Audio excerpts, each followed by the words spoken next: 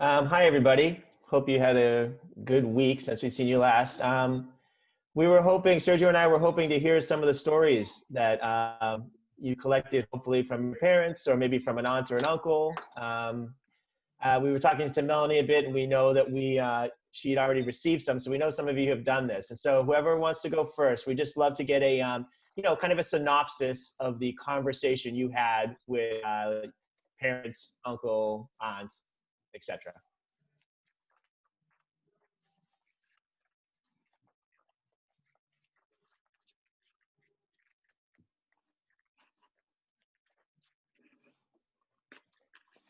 Anybody? So I was directed by my parents to talk to my grandpa because he's the only one who's ever actually kept tabs on it. And so, to my understanding, we're actually from Canada, and before Canada, we were in France. So, yeah. Did you know that? Did you know that you actually were from Canada before France? Honestly, I knew that they were both there. I just didn't know the order they were in. And this is your mom or your dad's side? My dad's side. And I your have mom, no idea what's going on with my mom's side because no one on her side of the family has any track of it. Right. So you are a French Canadian. I suppose. I'm guessing they came in through possibly Montreal or that area. I know there's a lot of French Canadians in Montreal. Did you get any information on where they landed in Canada? Around the Ottawa area was where a lot of the familial roots were, to my understanding. And do you know when? Well, actually, the early 20th century. So it wasn't as far back as I thought. And they tell you why they came to Canada or no? No. I still don't know why any of it happened, but I mean, knowing that it did is definitely a start. Yeah. It is. And did you find out anything about France early 20th century? No. By the early 20th century, they were in Canada and they were coming to the U.S. from Canada. Oh, okay. So France is way further back. okay. Got it. And then from the Canada, they came to Massachusetts. Is Western Mass, or did they go anywhere before that, or do you know that travel? To my understanding, they actually were in Connecticut at first, and just slowly moved closer and closer to Western Mass. Do you know why Connecticut? I mean, the reason why I haven't actually been able to track down yet, because, like, the thing is, the actual information that's available is very sparse. So even knowing that it happened is kind of a challenge to figure out. What kind of work did your grandfather do? Well, actually, he was always, like, in the U.S. His mother, however, was from Canada. And the work that... Okay. And to my understanding, she was kind of a vagrant, going from place to place.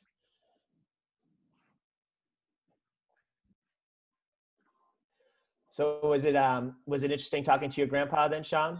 What did you guys long conversation, or how did that conversation go? I mean, it definitely wasn't long and arduous, and because, like, even though he's the only one that keeps tabs on it, he didn't always do that. Like, it all started when he found, this is gonna sound ridiculous, but his actual journey with discovering any of this started in, like, maybe 2010 or so with Ancestry.com. So a a lot of this information was kind of lost to us until recently. Yeah, no, I think my wife's been going on Ancestry.com as well to find out some more about her family, who are originally from Phoenix, or lived in Phoenix. That's where she grew up, and so she's been using that as a tool to kind of dig a little deeper into her heritage, and kind of has found it very interesting. So that's a tool that we can use for sure. Yeah. So is it interesting then? What's your takeaway from learning about this information? Does it want you to dig a little deeper or what? I mean, I suppose I have some interest in it, but I have trouble seeing how it relates to my life today in any explicit manner. Because I think I'd still be doing the same sort of things I'm doing now if, minus like the actual physical migration. I think I'd be generally in the same position I am now, no matter where my heritage was from. And what is your position?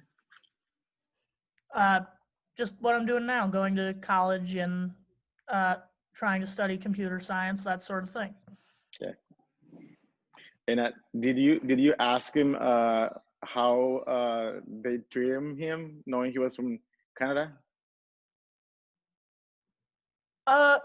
No, but I have heard in the past that it wasn't exactly an easy situation.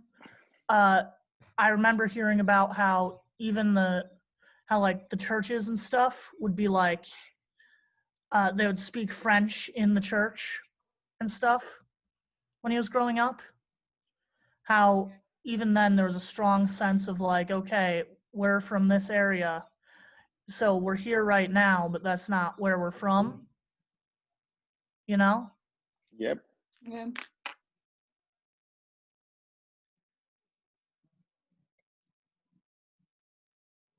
Okay, thank you for sharing, Sean. Is there somebody else that would like to share? That was great, Sean. Thanks. I can share some because it's sort of cool. I talked to my mom about my mom's side of the family, and I learned that my great-grandpa came to America from Russia through Ellis Island and had to take the name of a dead soldier because he was escaping religious persecution. That's a great story. Do you know what his real name was? I do not. So this is your mom, and so your last name, is it your mom's last name, your dad's last name? My last name is my dad's last name. My mom's last name was Dore. And that's the name that was the fake name. I believe so. Wow.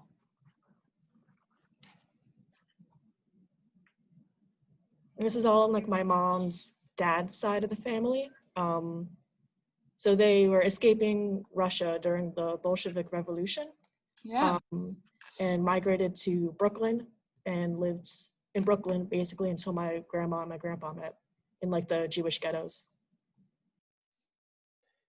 And are they still there? Are they in Massachusetts now as well, or your mom must have got married and then moved to Mass, possibly? No. So they moved to Long Island, New York. Mm-hmm.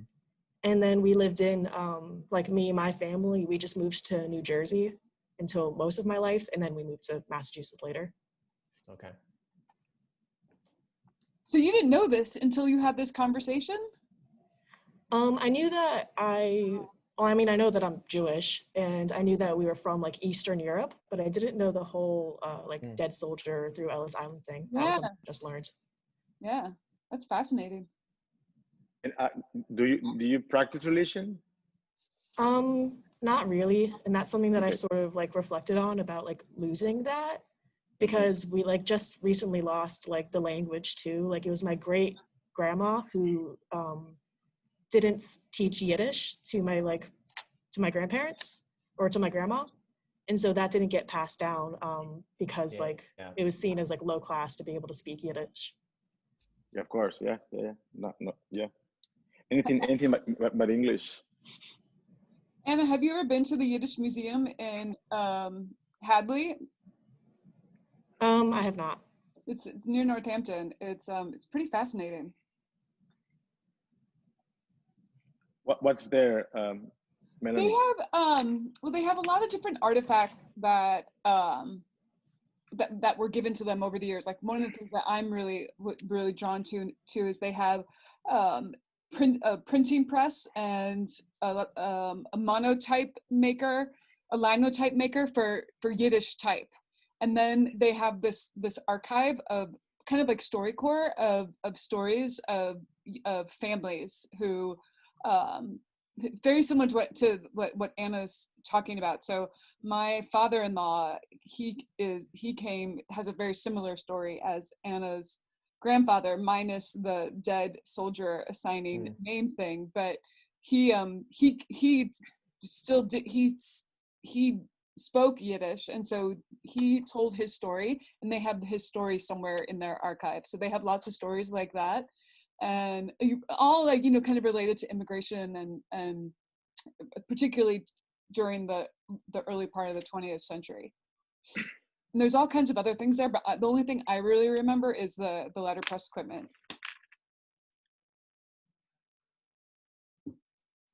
Yeah, that's great, Anna. Thank you for sharing that. I mean, the loss of language is something that's not is common in a lot of ways, especially with immigration and coming into a different place. We were talking about assimilation last week, and that has to do with that, right?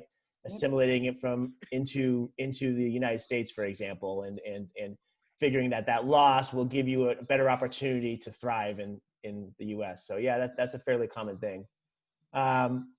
Does somebody else want to share? That was great. Thank you, Anna. Somebody else like to share with us? Ian, I remember, you had an interesting story, did you not, Ian, from last week? What did you dig a little deeper?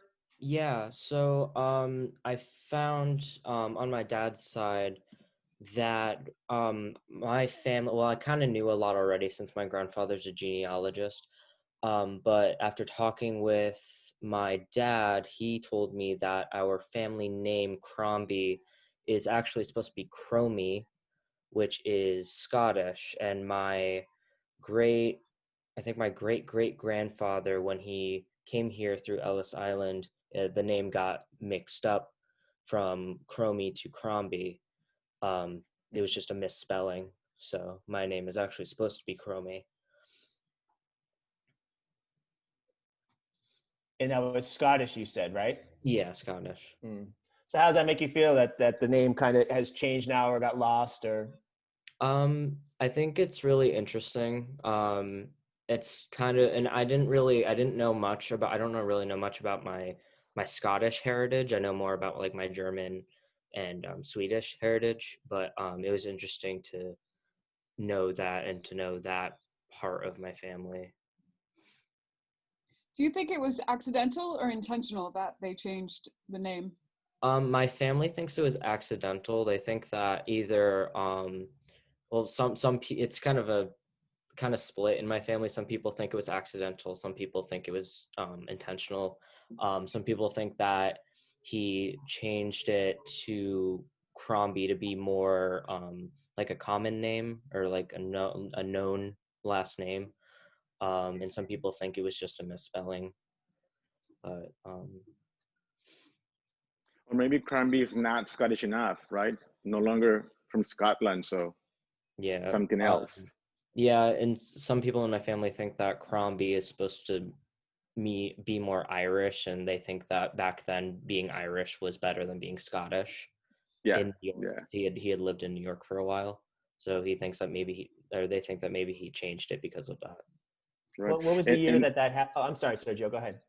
That's okay. No, I was gonna ask the same question. Yeah, what year? I just out of curiosity, did this happen at Ellis Island? When did he come here? My family thinks it was between 1870 and 1880. Early on, very early on. Yeah. My grandfather, as I told you last week, came over from Ireland. With as long as my grandmother did too, but they met in the U.S. but his last name was Donahue, O'Donoghue, and they dropped the O, and he did that purposely to be Donahue. Still very Irish, of course, but wanted the O to be dropped, and that for him that was a way to, at least in his words, not stick out as much, kind of assimilate in some ways, right?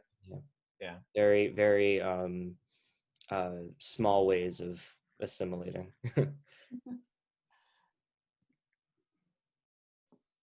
That's great. Thank you for sharing. Other people, I remember, anybody else want to share? I remember Paige, you had some interesting, we had an interesting conversation with you last week. I can't see. Oh, there you are. There you are. Hello. Hi. Yeah, I do. So I talked with both my grand aunt-in-law and my grandfather-in-law.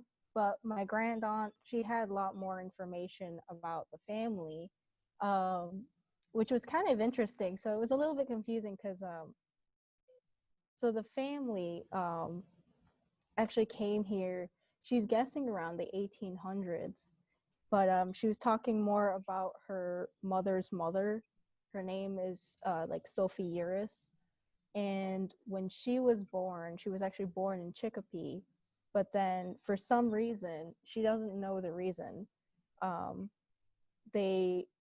her family just picked up and went back to Poland. And then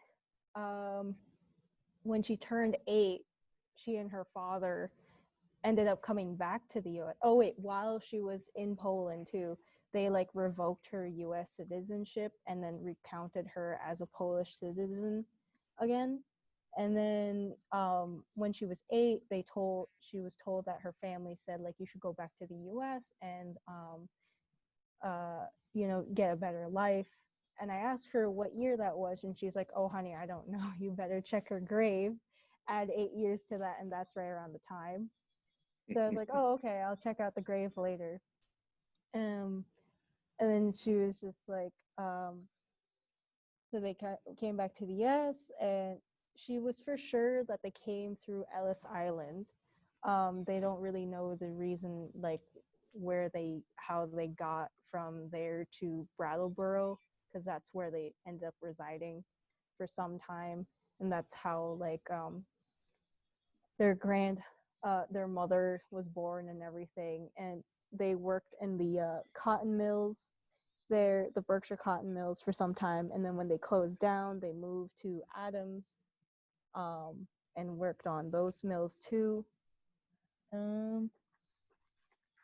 But yeah, and then I asked her like, "Oh, what was the community like?" She's like, "Well, the community was, separated in like the French section, the Polish section, and I think the Italian section." She couldn't necessarily remember, but she remembered it was still like that when she was younger too. And like, people only went to like the Polish churches, like Polish people go to the Polish church, and that was it.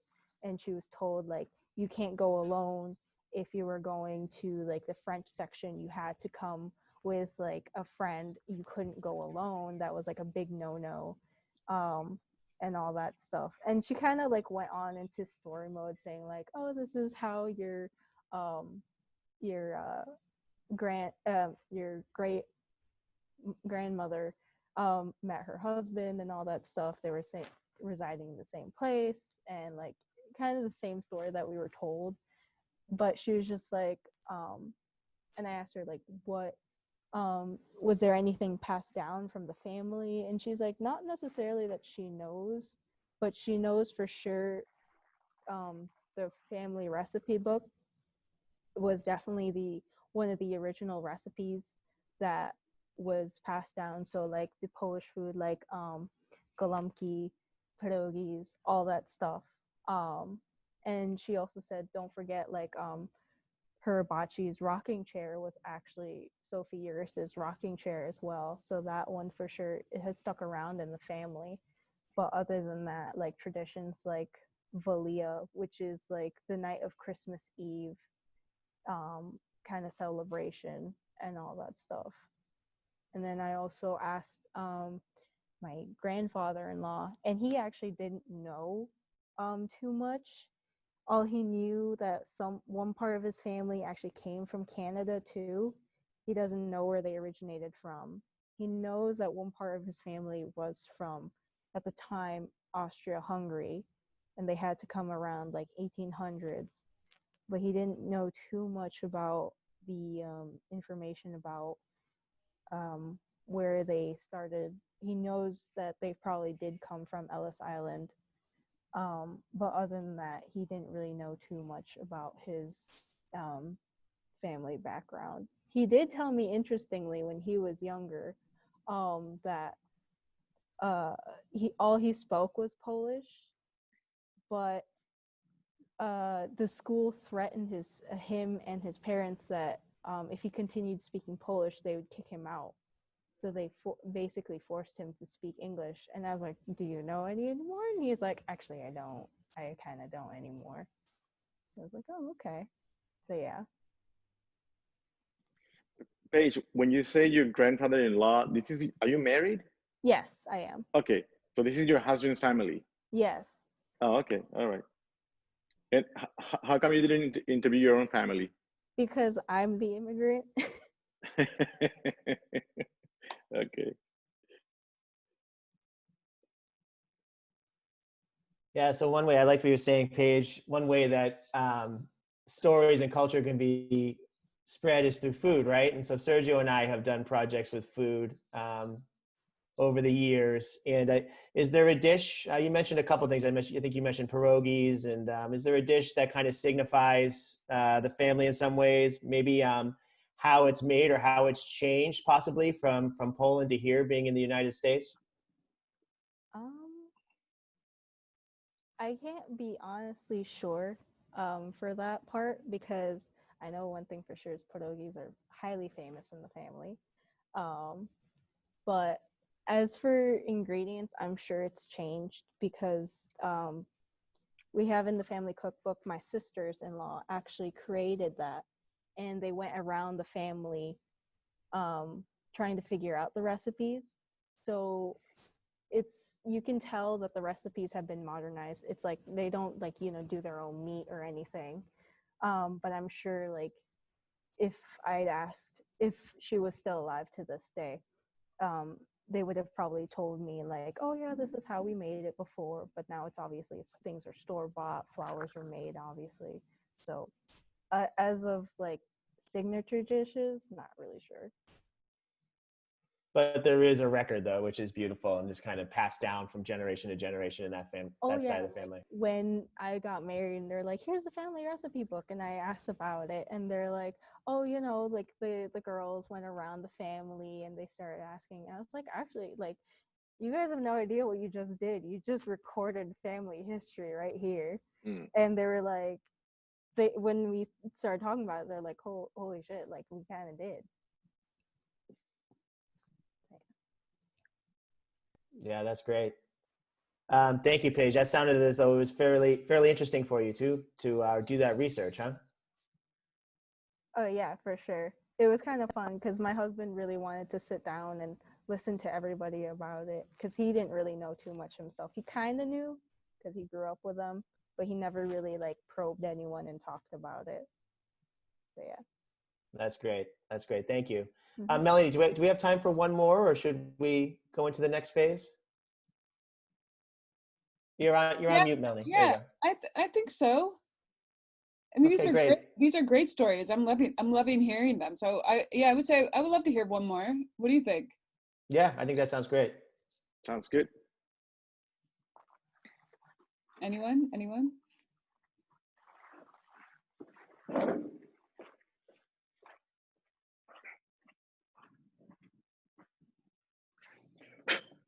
There has to be one more out there. I know there is.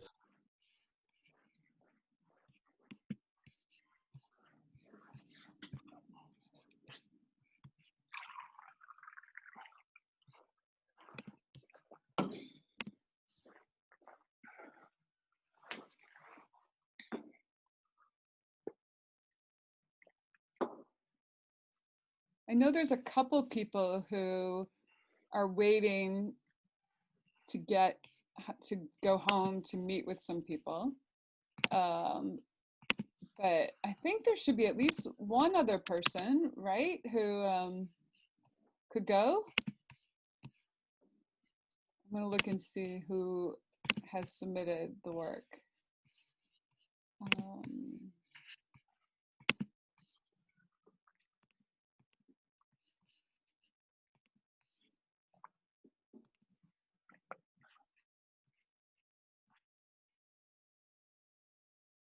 Andrew, Jack, Raventail, I think you have left the call. Andrew or Jack, willing to share some of your research?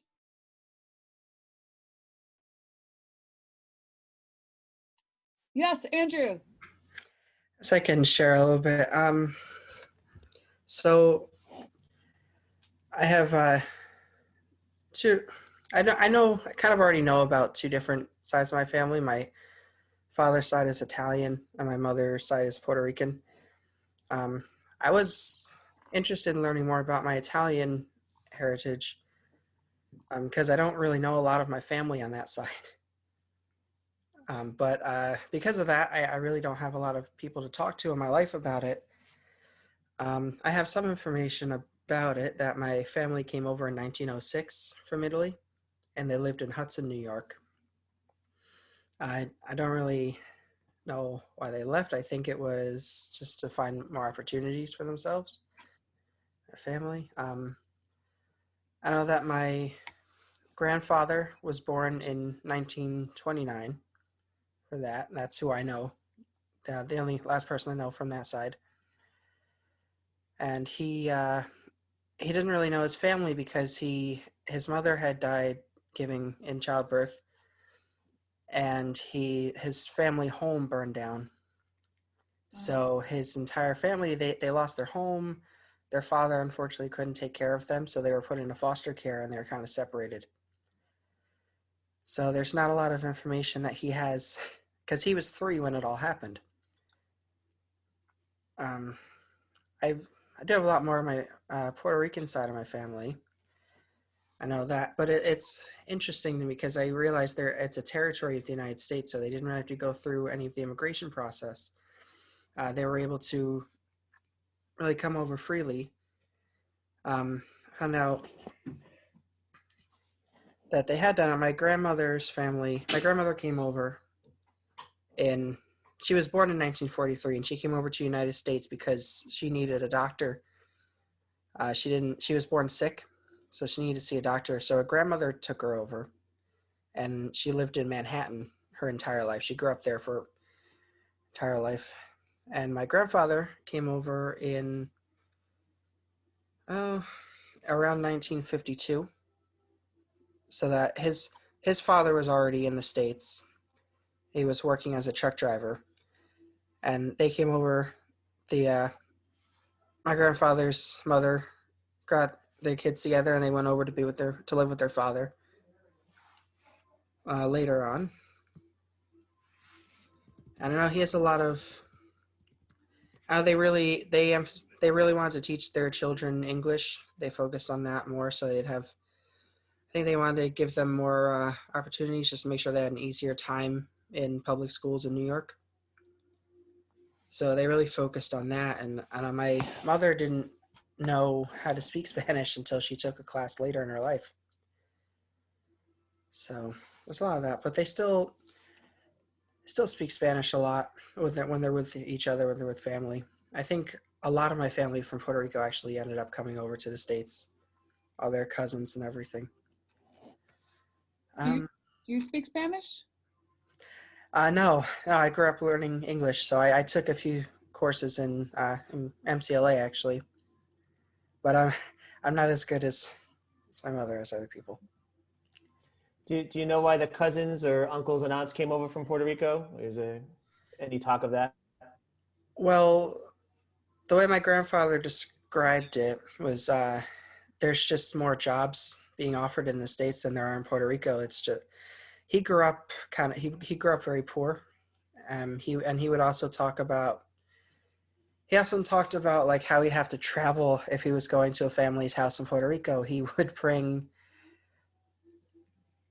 he said he'd have a lantern and a machete to go through because they didn't have an actual road that would lead to their house. It's very interesting, but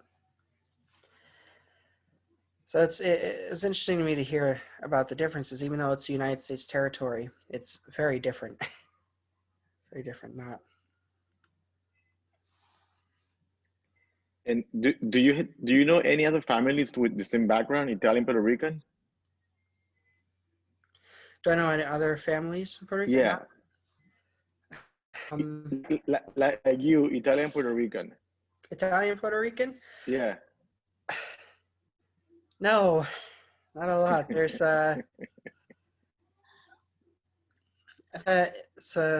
yeah, not really. Yeah, there's a great movie by Spike Lee. I don't know if you've seen it before. Do the Right Thing, and it is about the way blacks and Italians relate, and there is a Puerto Rican woman in the movie, Rosie Perez, and she plays a very particular role in that movie. You might wanna see it. Okay. Do the Right Thing, Spike Lee. I think you can find it online. All right. Yeah. It's comedy. It's a comedy from the early 90s. A very funny movie, but it's also very politically charged. So Yeah. Yeah. I have to look that up. I have a friend in New York. He's also like you, Puerto Rican Italian. Charles Veronio. It's his last name. And my last name, Puerto Rican last name, Vasquez. Vasquez, yeah. In Italian, what is your Italian last name? Cruci. I think. See, this is where I wish I knew more about it because I think my name was changed. I believe it was more Cruci. Yep. How do you spell it? I'm sorry, I cannot see the screen. How do you? Yeah. CRUISCE. Yeah. Oh, Cruce. Yeah. Huh. Yeah, you can see that. Is it that? Do you know northern, southern, middle region? Do you know what region they came from, possibly? No, unfortunately not.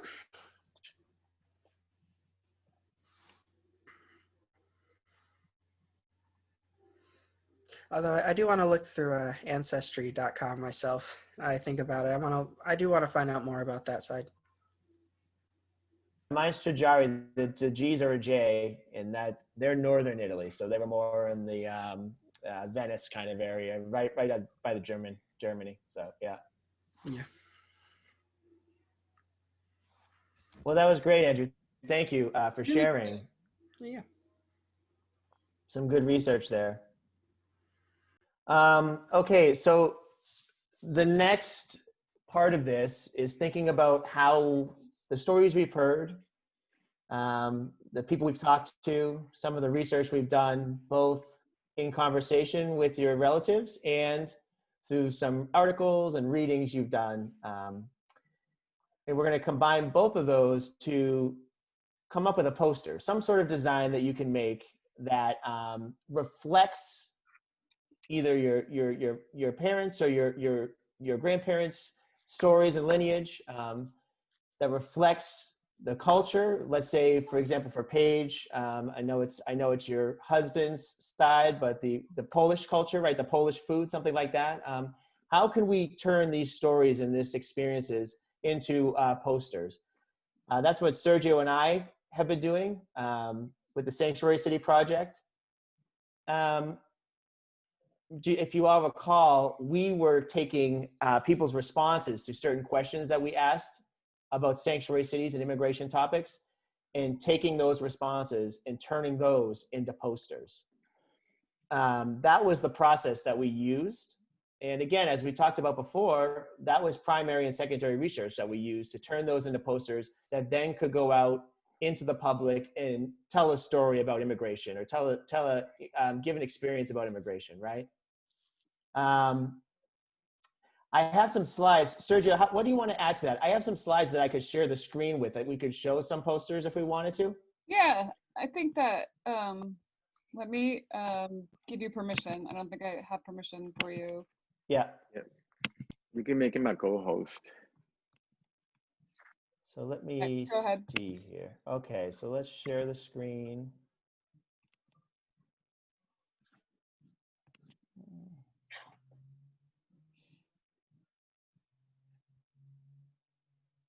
Sorry about this. 1 second.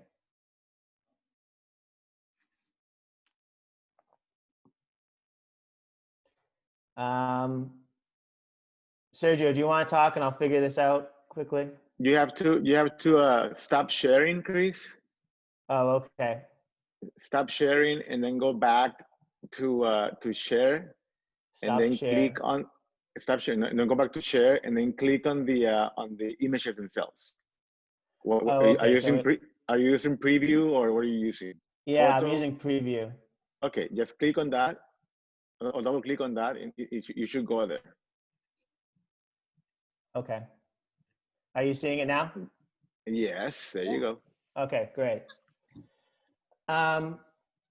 So yeah, this is so Sergio, do you want to talk about it a bit in terms of like design and how you're laying out the text and decisions like that? Yeah, do you want to click on the green button so it's a full screen? Yes. Is it? Yeah. Yep. There you go. There you go. Yep. Perfect. So this is one of many billboards that we done. This is in July this year, and the phrase comes from who knows who. Somebody told us this during one of our workshops, and the idea is to play with words and make them look unfamiliar. So when you read them, you actually read them, and at one point you hear yourself saying it. So looks like I'm a man, but it says I'm an immigrant. The font is Helvetica. Helvetica is a font that is used in every city, every Western city in this planet, I would say. It's very easy to read. It is sort of elegant, it is attractive, and it's free for everyone to use. Chris, yeah. This is another response. This is a poster. This is 18 by 24 inches. A sanctuary is a quiet place. And we play with color as well to make things look a little bit more kind of like comment on the phrase itself. So this white ink on sort of like white paper, so almost like white on white, right? And just to again make them attractive, people can take a look at them and spend time with them. Chris? Yeah. It's not in order, so I'm just going to kind of go through and we'll take a look. Can everybody can see this? Sergio, do you want to talk about the abolish ICE piece? Yeah. So these are 6 banners that we installed inside this abandoned building here in San Francisco. So this is sort of like an illegal activity. This is like a vandalism. So we got into this building, we installed the banners, photographing, and then left. Deinstall and then left. So the banners abolish ICE. I don't want to let you in, and I cannot read all the way to the back. But again, these are also phrases that are very common right now.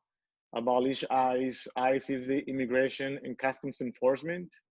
That used to be the Immigration and Naturalization Services. So from a service, it becomes an enforcement after September 11. ICE has been detaining and deporting millions of people since then, since 2003 that it was created under President Bush. And abolish ICE is like almost like abolish the police, right? ICE is also police force, and the idea is that people we're not trying to destroy an institution, but to reform it for sure, right? We see a lot of police brutality in this country, and I'm sure you heard through Black Lives Matter, defund the police, abolish the police. It's part of the same conversation that we're having with this banner. Try to like redirect funds to other places. I'm not sure we need ICE to be policing our streets. Chris? Yeah, there's another one I just wanted to point out that's fourth from the front, and that one says undocumented and essential. And that one's referring to what's happening now with essential workers in this country. Essential work being food production or medical production or restaurant work, right? And we're seeing a high number of undocumented immigrants doing these jobs, and so they're called essential, but not being treated essential, right? There was some stimulus bill money that was passed through the government, and undocumented immigrants did not see any of that money, but still doing essential work for this country to keep the country going during COVID. And so we're thinking about what people are responding to us with. A sanctuary is a quiet place. And we're also thinking about what's happening in the news currently. Undocumented essential and abolish ICE. You know, we're kind of playing with both of those. We're playing with secondary research, and we're playing with the primary, actually hearing it from people telling us these stories.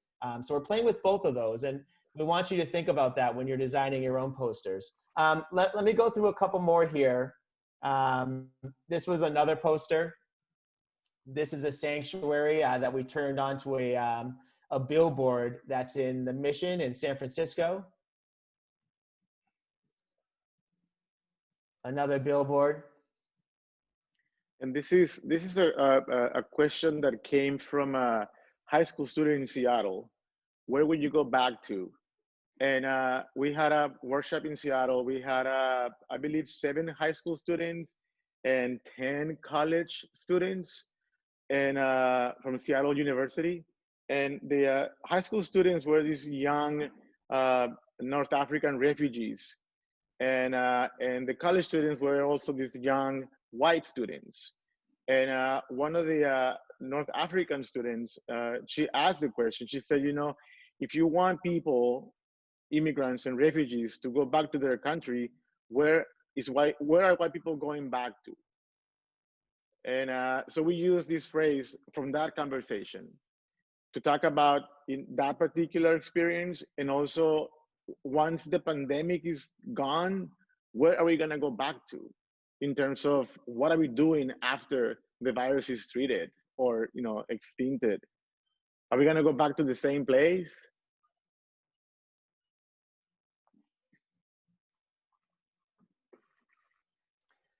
Some more banners here. Seek asylum is not a crime. The other one is a little harder to see, but it says a sanctuary is a quiet place. And I'm having a hard time seeing the third one. The fourth one is a sanctuary. Sanctuary is a necessity, is the fourth one. So it gives you a sense of how we're playing with language here. It gives you a sense of how we're utilizing color as a way, especially with the banners, to pop, to make it visible in public space. You know, the posters are not very long. There's a rhythm to the posters that usually around 5 lines in length, with the words split up, and short and digestible, punchy. Yeah, and if you're looking at color in this case, like Chris mentioned, we are in conversation with other artists that have used color before. So this palette, these are 10 banners, and the colors come from Ellsworth Kelly's paintings. And if you don't know Ellsworth Kelly, you might at one point in your career. He was 1940s, 50s painter, sort of like minimalism meets design. And he has this amazing palette that are just solid colors. So when you go see in the gallery, just a painting that is blue, a painting that is orange. And so we're using these colors because what he said about his paintings is that my paintings are unfinished. So it's up to other artists to continue painting them. And yes, this is a public art project, but it also has like very specific art influences. And it is activism, of course, but it also comes from a very particular place in the art. Also, we look at concrete poetry and how they used to play with words back in the, I believe concrete poetry is during the Greek times, like beginning of time. We're also looking at Dadaist poetry as well. So not only that we are having these conversations about immigration, but we're also having a conversation with our practices. And that's probably Chris and I only know that about this project. But it is important that you think about the arts when you work on your projects. Hey, Sergio, when take us through your process when you start to think about you have a phrase or some sort of messaging you want to get across, and how do you start to think about the certain words and the rhythm of the piece, and like what's your process with that? So we got like, I believe 2,000 responses so far. And you can go back to the questions if you want to. Yeah. Yeah, so these are the questions that we ask people that come to the gallery. And we have received responses from San Diego, San Francisco, and Seattle now. So we have, I believe, 2,000 responses. And out of those responses, we have created around 35, 40 posters now, or 40 quotes. I study video documentary back in the 90s and photography. So I know that when you do an interview, you will be editing. You will be editing that interview for your documentary. So when I see these responses on paper, that's what comes to mind. You know, I'm editing text. So that's what I did with all these phrases. I basically went through the responses, started looking for things that were attractive, that would say something about the project itself, about sanctuary city ordinance, about immigration, again, pro-immigration projects, so things that were positive, or not positive, but kind of like came from people. So what you see is basically an edited version of thousands of responses. Yeah, and I think it's, these posters start a larger conversation as well. So it's not just a random phrase or piece of information we learned. They're very targeted to help further a conversation about, for this one, for exactly about sanctuary cities, right? And what is that experience for somebody to be in a sanctuary city but not have it be their home, right? And so we're trying to think about how to further conversation surrounding immigration topics in sanctuary cities with these posters. And that's what you can do with these phrases that you're learning from people, the interviews that you're conducting, right? And what are you trying to say through the interviews that you've taken from, let's say, your relative, your aunt, your uncle, or a parent, right? What did you glean from that you'd like to share with other people? Let me take a quick look here. This is an I am an immigrant bag. The silk screening process. This was at a wall in the Mission, which is in San Francisco. And we pasted the wall. It was about a little less than 200 posters, I believe. It took about 8 hours. We also did live printmaking on the site. And we also left a pen in the middle of the wall, towards the bottom middle of the wall, where people could respond to the posters and write down different phrases and thoughts that they had based off the posters that we pasted on the wall. This is one example of it right here.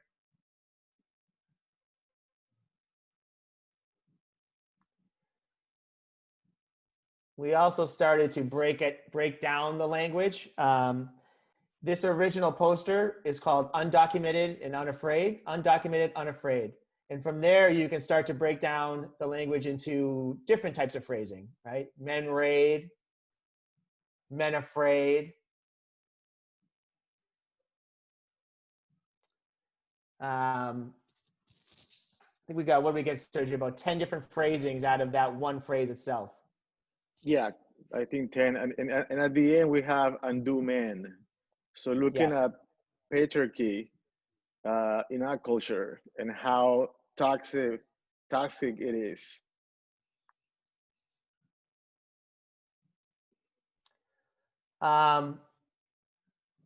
This is again, was the billboard. Where would you go back to? Some printing. So yeah, I think that gives a sense. I think I'm going to stop it here if that's all right. And open up the discussion. Let's restate what the goals are here. I mean, the goals are to create a poster based off what you've learned so far that can be used to be put out in the public, and that can be used for the exhibition that's going to be happening in February. So these posters will be used and shown alongside what Sergio and I are doing for the gallery space at MCLA. And again, it's for us to share with the public. So we'd like you to make a couple copies of the poster you create. We sent over the DIY poster making video, but I know, Melanie, you're showing technique as well that they can use, right? Right. Well, we're going to use the pressure print technique that Yes. Yeah. we practiced it last week, and I'm gonna try to make like 5 to 10 of each one, and I think I'm also gonna try to do a wheat pasting thing here on campus. I'm not sure yet if that's gonna happen, but I think it will. So we're gonna make quite a few of each of them. Yeah, that's great. I love the wheat pasting idea too, which you can do. You know, Sergio and I took that wall on, and we did that in a day. So if you have a number of students with you, I mean, that's something you can easily do. I think Yeah, the go one ahead. thing I would love for you to talk a little bit more about is how do you figure out what those words are? So like, do you start with a summary statement? Do you highlight words that are important that you want to make sure you include? Like what is your starting point for figuring out what the words that you want to have on your poster? Yeah, that's a very good question, Melanie. I don't think that at the beginning we had an idea that we're gonna be using people's responses, and I believe that one of the first words or quotes that came as almost like a drawing. I believe it was a sanctuary is a home away from home. And I'm in my studio right now, and not on my computer, but I have that on my computer, that photograph. So it was so beautifully done that was the first phrase that we were great. You know, this is the beginning of the phrases, right? Of editing the phrases. Um, Based on those 6 questions that you saw at the beginning, what is a sanctuary? What were you telling the immigrant? So we were trying to look for phrases that were responding to that. And like Chris was saying, in a way that was kind of like open-ended, because we don't want this to be the last phrase.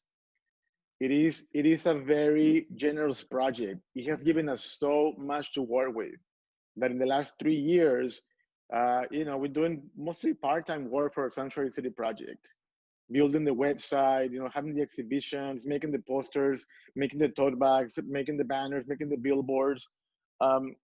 So I think the phrases are just, I think the first one was kind of like, wow, this is amazing. This is like, it can go somewhere, right? You muted. I get that, but the whole thing of, okay, so here's my research. There's no statement here that stands out to me. Now what do I do? Yeah, well, you go back and keep talking to people. We have all these responses that that we get to look at. So you do a lot of research. There's a lot of digging that you have to do. A lot of digging. I think one thing to think about, I was thinking about Anna's responses and Anna's response and somebody else's as well, the loss of language, right? The idea of assimilating and some sort of loss that comes with assimilating. And that's where I would start to think about, right? There's key little parts to each of these stories that each of you told us today. And how do you hone in on that part and tell a larger story of immigration just through that little part? And I'll re-emphasize what I said with Anna's piece, for sure. The loss of the Yiddish language, right? I mean, what does that mean? What does that mean? What's that loss look like? And how do you respond to that in a really clear and concise way that talks about immigration, not only historically, but immigration and loss of history happening now, right? So I would start there. I would start to like pull out little tidbits that are really interest you and that resonate now. that could then turn into a phrase or a poster. And we're using language, right? Sergio and I are using language. People make posters with visuals as well. It's not, it's not just language. We use that medium as a way to tell a story. That's one way to do it. If I was Ian, I would do something about the letter B, from Cramby to Crammy, or from Crammy to Cramby. I'm sorry. I mean that's a whole project right there, Ian. The letter B. So And again, yeah. So if a student is like, I have no words for this, but I have an image in my head, how would you feel about that? Yeah, I mean, we would prefer the phrases, but I mean, if you're stuck there and you're having a hard time figuring that out, I mean, visuals are strong too. So, I mean, we want to keep it open. I like what Sergio just said there with P2B. I mean, that's really powerful, right? A little part of the story that can then tell a larger story, right? Sean, I'm thinking about your story. I'm trying to. What do you think we could pull out, Sean? Is there any sort of tidbits that really interested you that you think you could pull out for this? Well, the fact that my great-grandmother, even before she moved out of her country of origin, would move from place to place within that country. I think that that's kind of a interesting thing to jump off of. And that seems contemporary too, doesn't it, Sean? In terms of movement from people going from place to place right now, do you think so? It kind of is. Looking at it through that lens, which didn't occur to me until he pointed it out, it actually makes a lot of sense. Thank you. So if you're thinking, oh, I'm sorry, Sergio, go ahead, please. Yeah, don't forget that the history of text-based art is extensive, it's vast, it's long, it's old. So maybe, Melanie, you want to show them some text-based works, so they don't have this idea of the Sanctuary City posters, and at one point, trying to make a poster like us. I mean, you can go back to, I don't know how far in terms of like text-based projects, but if you want to stay in the 20th century, there's plenty of artists working with text. I teach art, I study art, you are studying art right now. So look at this as research also in the arts. So go and look at people using text. Last time we talked to a crowd, somebody mentioned Barbara Kruger. She was my teacher, and I never thought about Barbara Kruger in this project, ever. And I know she uses text. I know she's on billboards. I know she uses Helvetica as well. But I never thought about Barbara Kruger on this project. But if you want to take a look at her work, you should take a look at Barbara Kruger's work. And there's like, Melanie, there's like hundreds, not thousands of people using text. Yep. So again, this is an art project as well. So look at artists working with text. That's my advice. And grab anything that you want from artists. Steal anything you want from them. Appropriate anything you want from. I always do it in my work. I always appropriate others. What is that phrase? Good artists borrow, great artists steal? Exactly. So, okay, my students, what I am going to do after this is create the assignment that you will need to complete for next week. So as part of that assignment, I will have a very short presentation about some text-based artists. I kind of have that ready to go. So I'm going to put that in there. And then I will have the requirements for what I would like for you to do. For next week, you'll want to have something to present, all of you, during this time period. So this will be an opportunity to get some feedback about your design. Chris and Sergio will look at everybody's and give you that feedback. And then you will need to sign up for a printing time on next Thursday. So a week from Thursday, which is November 12th. All of that will be in the assignment. Some of that information is already in the module for this project, but I'll make sure that that's very clear for you to see. And I'll remind you about that next week. And the big thing is both of these things won't be able to be made up. So you want to make sure you make your deadlines for next Tuesday of having something to show, and then to be ready to print on Thursday. Thursday is the only day we will be printing. You know, one of the things, and maybe Chris and Sergio, you can weigh in on this, we need to be monochromatic.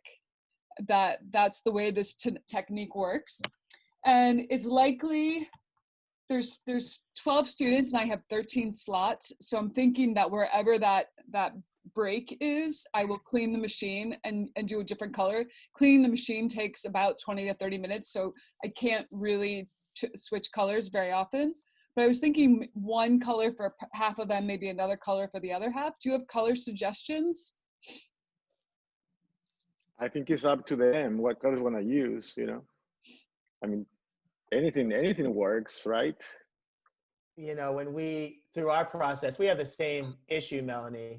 You know, with still screening, it takes a little time to clean and then let it dry, then bring it back again and then get it going once more time. You know, the phrases that we have sometimes dictate what colors we use. A sanctuary is a quiet place is a really great time to use white on white paper, where it kind of fades into the background and speaks of quietness, right? And speaks of tranquility. And sometimes we use red to emphasize a stronger phrase that we have, not in my city, for example, something like that. So sometimes we do choose colors based off the feel of a phrase, the intention of a phrase. And you can think about that. Sometimes we use color because a friend gave us a bucket and buckets of color. So sometimes it's just completely random. Too. Yeah. Yeah. That's something to think about. Yeah, I feel that. Yeah, and so what I will do is in this assignment, I will put have a question where you need to list some of your color choices. I will have different colored papers available to print on, so we could experiment with those colors on different papers. That will definitely impact how they look. So that will be something that we can experiment when we're actually printing. Yeah, you know, the first time we used color, it was with the country of the immigrant is here, and it was a billboard, and it was a billboard or it was a wall before, Chris? I forgot. San Jose before. It was a wall. It was a wall first, yeah. So we used the cover of the Sex Pistols, Never Mind the Bollocks, which is pink and green. And then later we realized that those colors were used by Stuart Davis 1950s. So we took from the Sex Pistols, and the Sex Pistols took from Stuart Davis. So again, the color had nothing to do with the phrase itself or the location of the piece. It was just like Sex Pistols, and then from then on, you know, we started playing with other colors. Does anybody have questions about anything? What next? You know, you're playing with words. Just make sure that this is a play, right? Yes, it is a serious matter, but it doesn't have to be serious. Just be playful and go for it. Work makes work. If you make a mistake, great. Make it again. Yeah. And just keep doing it. I just wanted to follow up with that too. Sergio's exactly right. Keep making, keep coming up with different phrases, brainstorm, write down the words, put it in different types of phrasing. Don't stick with your first idea. Do multiples. Really kind of push and tease out what you're thinking about. Tease out an idea. Tease out multiple ideas.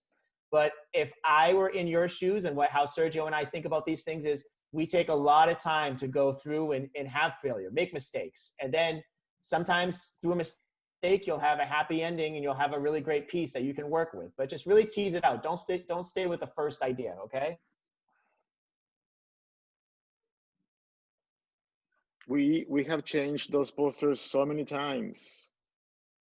The letter size, you know, different kerning, different combinations of how we break up the words. So do that. Play. And maybe come in with a couple different phrases that you want to show us next week. You can show us more than one. Sergio and I are here to give you feedback and help with the process. So if you have multiples and you can't decide, show us multiples. Don't stick with the first thing you think of.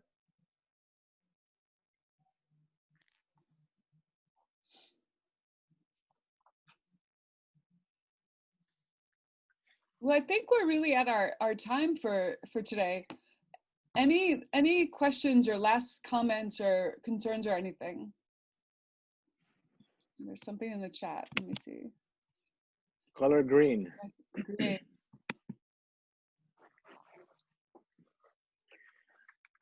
Well, good luck today. Be safe. Yeah. And tomorrow Go we'll vote if you celebrate. haven't voted. Yep. Yep. Same to you all. All Thank righty. Thank you. Thank you, everybody. We will see you all next week.